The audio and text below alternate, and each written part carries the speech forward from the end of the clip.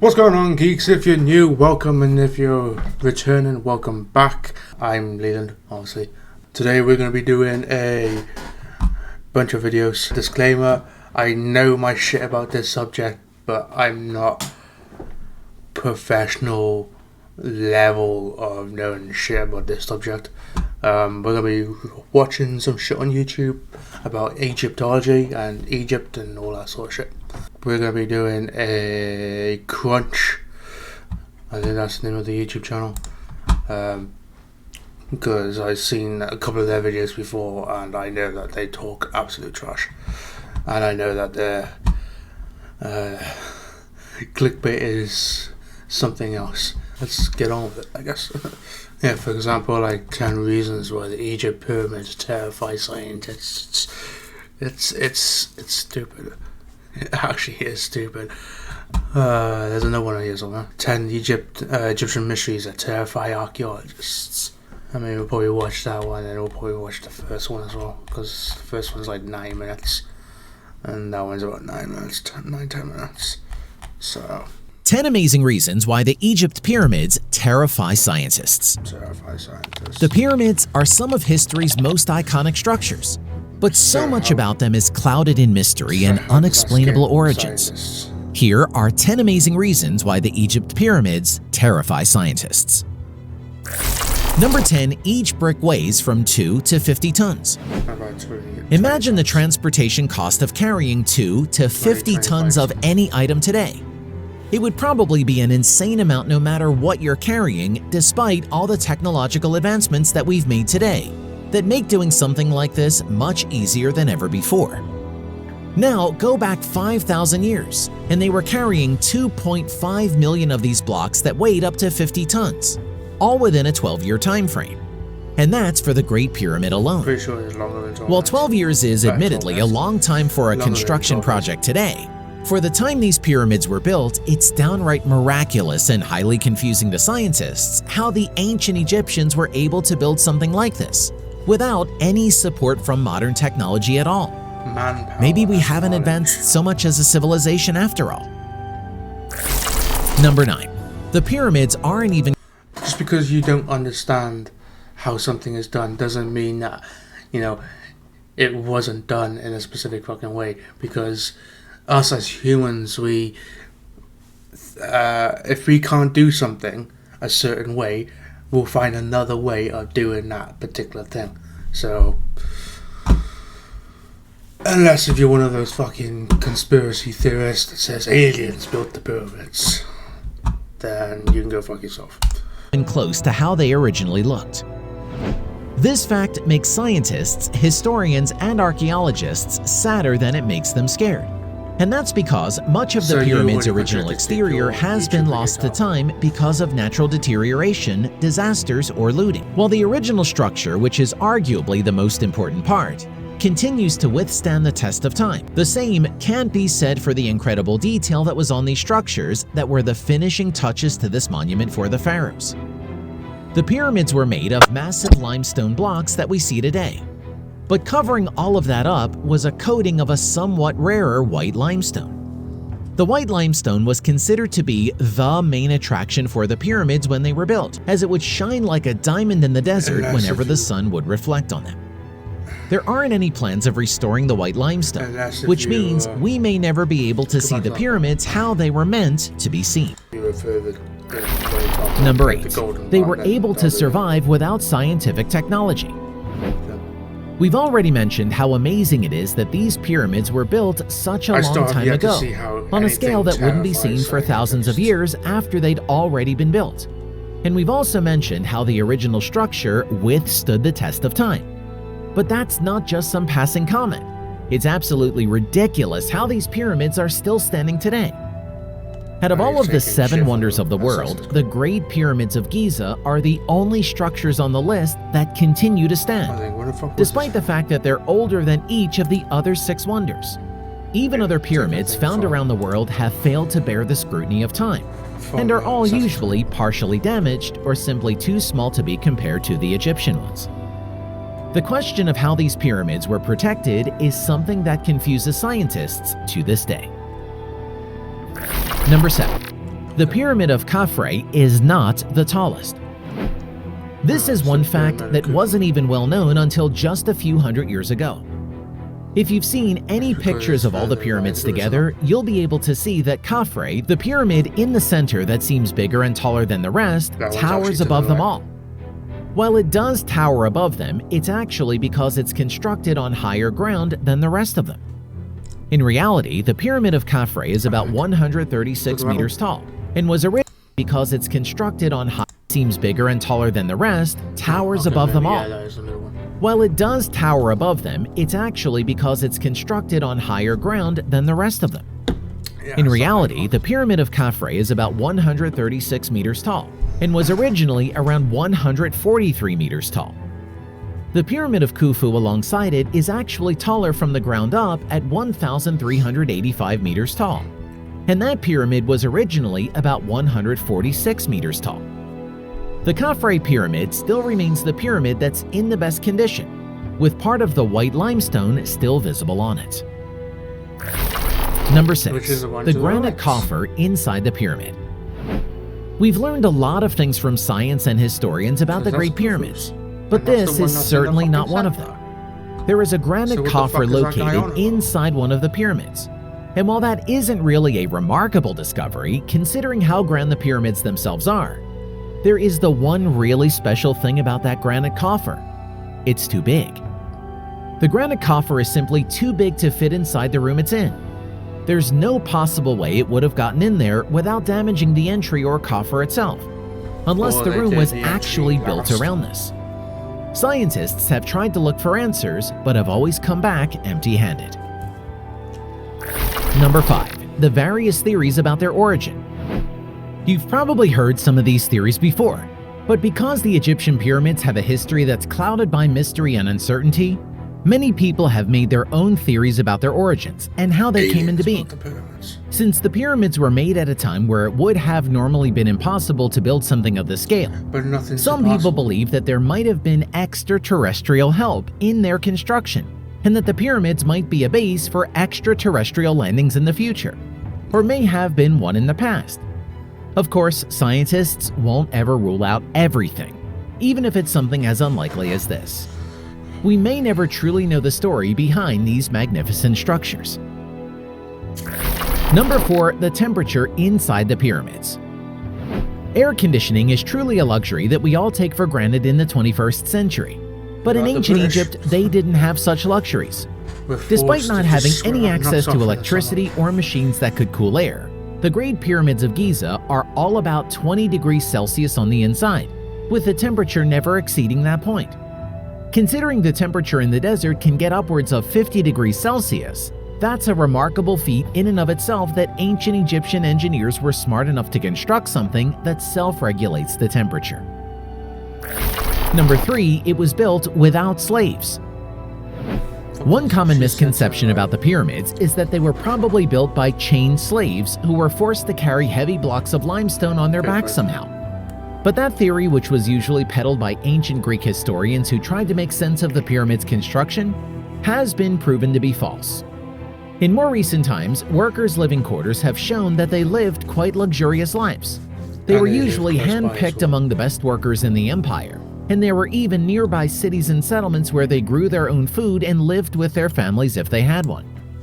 Working conditions weren't nearly that bad either. Ancient Egyptians were recently uncovered to have access to post holes, ramps, and stairs that would allow them to transport these large blocks, although with a lot of workers. Number 2. They're not the only pyramids in the region. The Great Pyramids of Giza are one of the most well-known pieces of architecture in the history of mankind. Few other buildings, even megastructures that were built thousands of years after these, failed to live up to the grandeur and spectacularity of these few structures. However, while they may be monumental, they're far from the only pyramids in the region.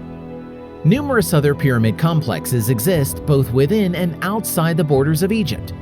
In fact, the country with the most pyramids in the world isn't even Egypt. Bordering Sudan, which was once the center of the Nubian civilization that was closely linked to Egypt, is home to more pyramids than anywhere else on Earth, over 220. This really makes you, and scientists, wonder how many pyramids still exist in the region that we simply have yet to uncover. Number 1, it was the tallest building on Earth for thousands of years. And finally, something that doesn't actually confuse scientists as much as it fascinates them is that nothing of the Great Pyramid scale would be built for thousands of years. The Great Pyramid of Giza, or the Khufu Pyramid, was built around 2500 BC, and it was only around 1300 AD, almost 3,000 years later, when the tower of the Lincoln's Cathedral in England would finally surpass that height. Terrifies scientists. Here's a comment. Trust me, no scientist is terrified here, and we have a pretty good hypothesis of how they were built. You're just looking at things like a postmodernist would, taking current knowledge and trying to use it to interpret old history. They were peasants back then. They knew their architecture and more science than you probably imagine, and the fact that you don't know how they were built doesn't make it a big mystery or supernatural. It just demonstrates it's easier to call unknown events miracles or acts of higher beings than to look for more information and actually come up with a possible theory or plausible theory. But I get these type of videos are favored by the algorithm. Yeah. We are so full of ourselves because we believe we're not the first civilization but the smartest beings on the planet. 10 Egyptian mysteries that terrify archaeologists. The mysteries of ancient Egypt have brought intrigue, caution, and yes, fear to archaeologists and historians for some time. No, it hasn't. Today, we're going to examine 10 of those mysteries that strike fear into the hearts of scientists today. Nefertiti's disappearance. Does it terrify Most everyone has heard of Cleopatra, the famed Egyptian pharaoh and lover of Mark Antony. Yes. But there is another female ruler whose story remains shrouded in mystery. Nefertiti was an ancient Egyptian queen married to Akhenaten from the 1350s to...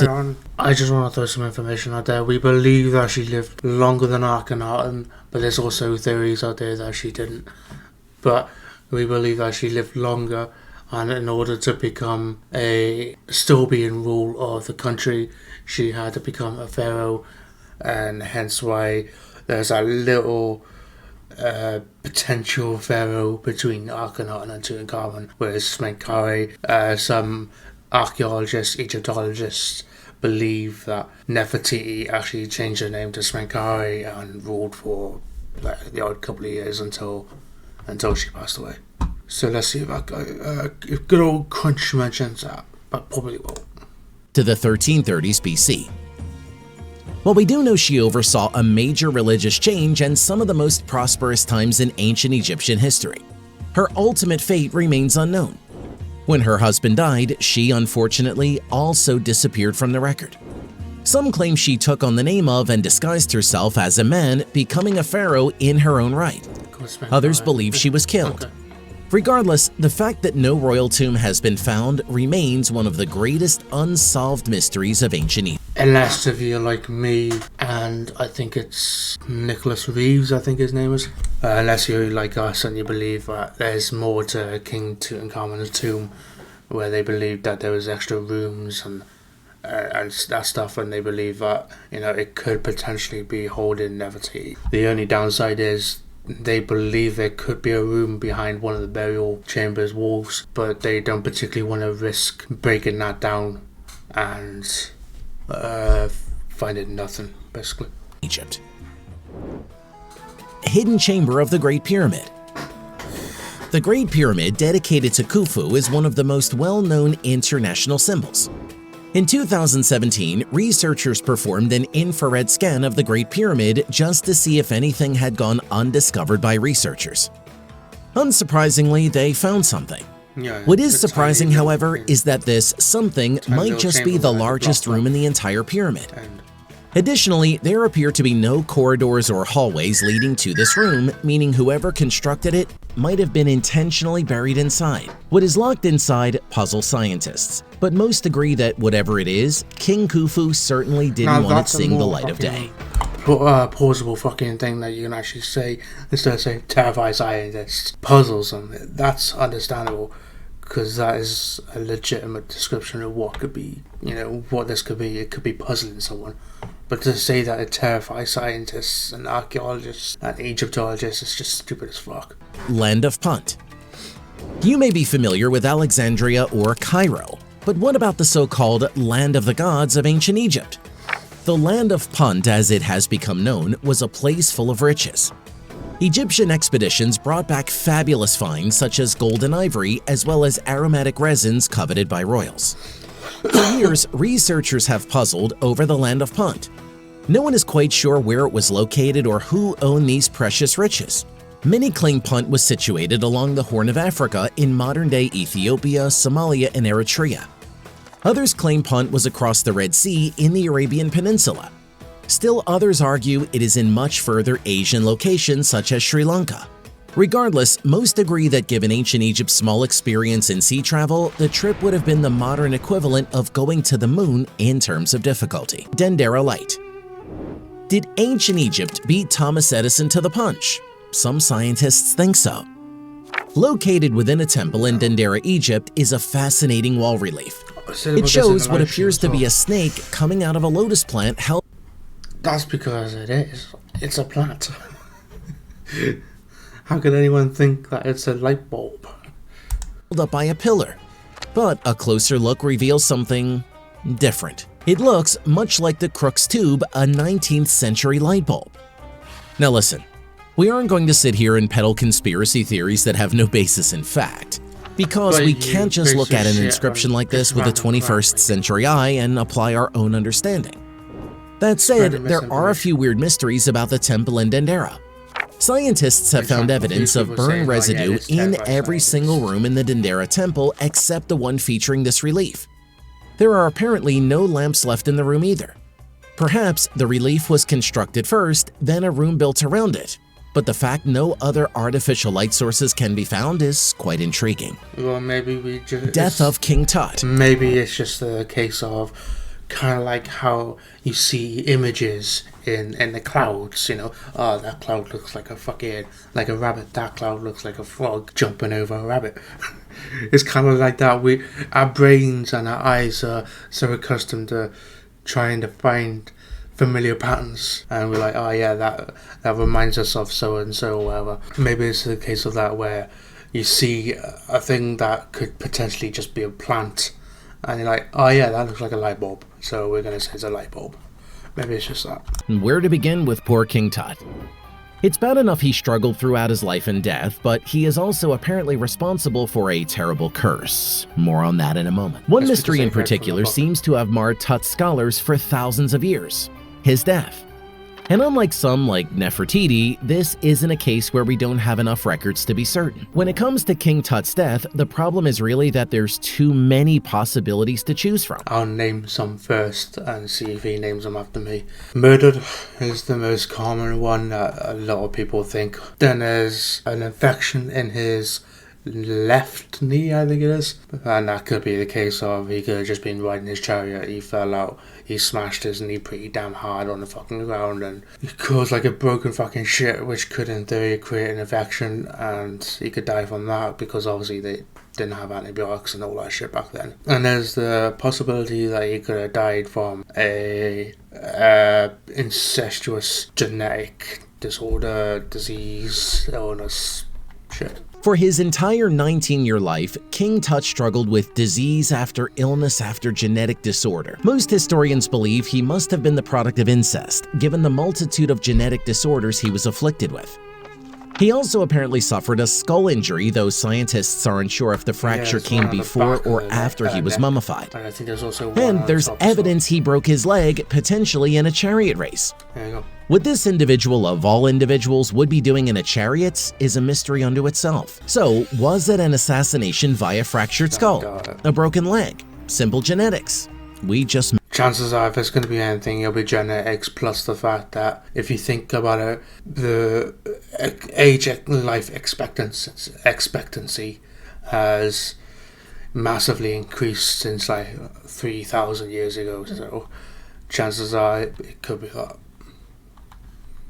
Like you wouldn't expect. May never know for certain. So that on top of like illnesses and shit. Curse of King Tut. killed him off. In addition to a mystery surrounding Tut's death, a curse has shrouded the pharaoh's legacy since his tomb was uncovered in the early 20th century. Ironic. Howard Carter. It's ironic how Howard Carter, the discoverer of King Tut's tomb, was actually like one of the last people to die, and I can't remember how he died. I think it's like bronchitis, is it? Or something like that. I don't know, I'm not 100% sure on how he died, but I know it wasn't the curse. Carter and a team of British archaeologists and Egyptologists began excavating a tomb in the Valley of Kings. Financed by Lord Carnarvon, the dig extended for many years with no progress. That is, financed by Lord Carnarvon, Carnarvon. It's Carnarvon, pal. It's Carnarvon, not Carnarvon. Carnarvon. dig extended for many years with no progress. That is until one final session commissioned by Lord Carnarvon, which yielded the discovery of King Tut's tomb. And while legends abound of a curse written on Tut's tomb, none such actually existed. Exactly. But the reason that legend persists is the fact that shortly after discovering Tut's tomb, members of the excavation began suddenly dying. For example, a few months after uncovering the tomb, Lord Carnarvon, the financier of the project, he died by a mosquito bite, which he ended up getting infected due to shaving and cut it open. Just a coincidence. Succumbed to pneumonia. Over the next decade, half a dozen more would die, though it isn't so much that they died, but the manner of their death. Most were sudden and unexpected, including at least 3 assassinations. Where is Alexander the Great buried?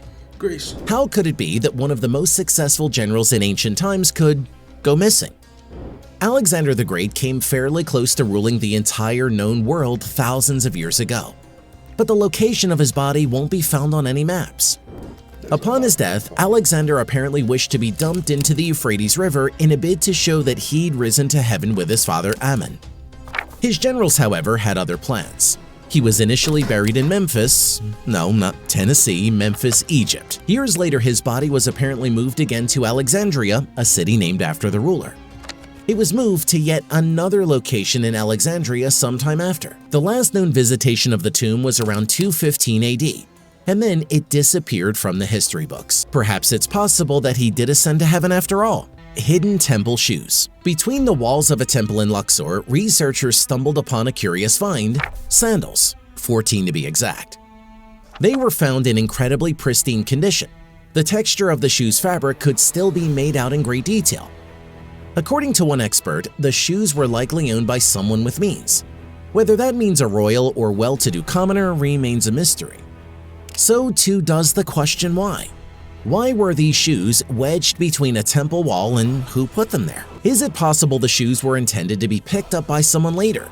Or were they some sort of ancient clothing donation? While one might think testing could be done to precisely date the shoes, they remain incredibly fragile, and as such, any carbon dating will be challenging. Nabta stone circles. You've probably seen Stonehenge with its massive rock jutting into the English hillside. But did you know a similar structure was found in Egypt? In 1974, a team of archaeologists came across such a landmark while excavating in southern Egypt. The precise reason nor the date of the structure could be officially determined. According to one astronomer, the answer might have to do with the heavens. Could this stone structure be some form of an ancient calendar or clock? Even more interesting, there are human and animal remains buried nearby. Perhaps the Nabta stone structure was some ancient temple or cult dedicated to a deity we simply don't know about yet. Number 1. The Sea People. They often say history is written by the victors. In this case, that's probably correct. The Sea People were, well, we really don't know for sure. At the very least, we know they engaged in many wars and battles with the ancient Egyptians, but were never successful. So little is spoken about them because, according to most historians, people living at the time would have understood who the Sea People were. In one instance, they are described as working with the Hittites. Years later, they had apparently come with the Libyans, both in cases of war against the Egyptians.